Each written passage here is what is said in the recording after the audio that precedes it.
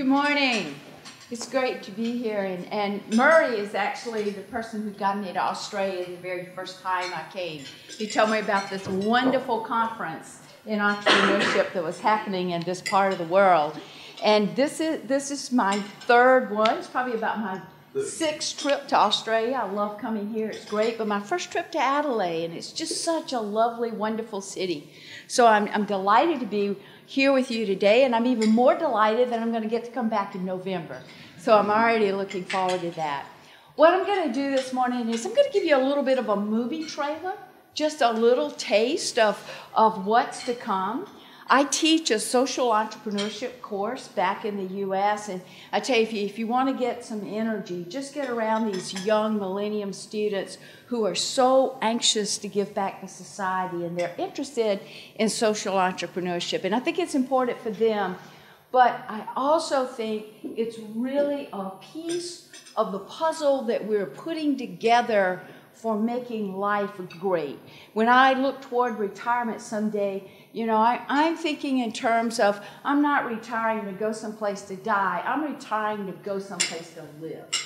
And social entrepreneurship, yes, I'll clap that. It really can be an important Encore career. I want to start with a slide in just a moment. And it's of a person that really had a very varied career. I mean, think about if you were 54 years old and you were laid off of your job and you kind of career stagnation for the next 10 years. And I know this is a bit of a controversial person here in in Australia, but he's really had a powerful life, and you might recognize this because it's on ANU's campus, this particular statue. But Winston Churchill was laid off from his job at 54 and really struggled with depression on it. And then at 65, his real life began. He was prime minister, and for the next 5 years, he was quite busy guy. If you've ever had a chance to visit the Churchill War Rooms in London, you see he kind of lived underground for about 5 years, worked really hard. I think by all measures of success, you'd say that was a successful period in his life. And then at age 70, after a huge success, he was ousted. And he actually was he was almost financially broke. A lot of people would go off and bitter, retire someplace, but he turned to writing and speaking to support himself. Then he became prime minister again at 76. He was active all through his 80s, won the Nobel Prize for Literature at the age of 79 for historical novels.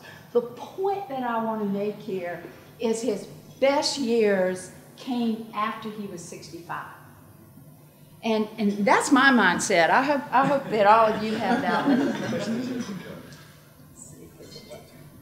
All right, as we look toward retirement and the boomers that are retiring, it's just going to be this huge thing. Many people are focused on all the challenges, the healthcare costs that's going to go with that of the aging population.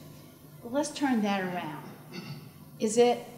Can it be an opportunity for us? And I absolutely believe that is the case. Retirees can be the solution to many of the societal problems. They are an extraordinary resource that's going to be available here to Australia. And one thing is to look at these retirees. They're many years from obsolescence. The nature of work in the last few decades has changed. People are not worn out from working in the factories all day.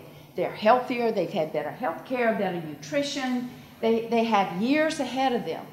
They're well educated, a wealth of knowledge and experience. And for many, they're at a point in their life that they can embrace an Encore career. Social entrepreneurship is different from regular entrepreneurship. Because in social entrepreneurship, in addition to having a business model, you also have a social mission. You know, how are you going to help society in some way?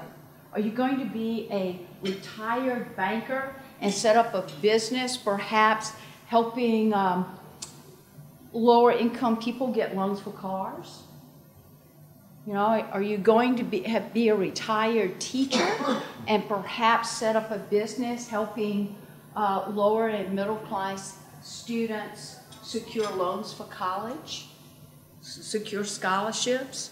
You know, and many very ambitious businesses are started. Some retirees are going to need some more income. Social entrepreneurship offers that possibility for them.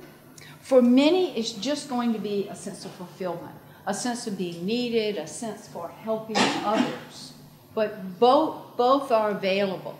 There are also added health benefits. We can enhance our cognitive capacity.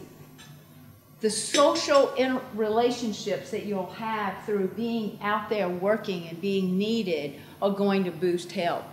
So social entrepreneurship with Encore careers in that really represents a huge opportunity for Australia. So in closing, as a society, I would encourage all of us to let's look at this wicked problem of the aging with an entrepreneurial lens. What are the opportunities out there? And one of those opportunities, and I'm looking so forward to going into more depth and talking with you about it in November, one of those is an Encore career in social entrepreneurship. Thank you, and thank you all both.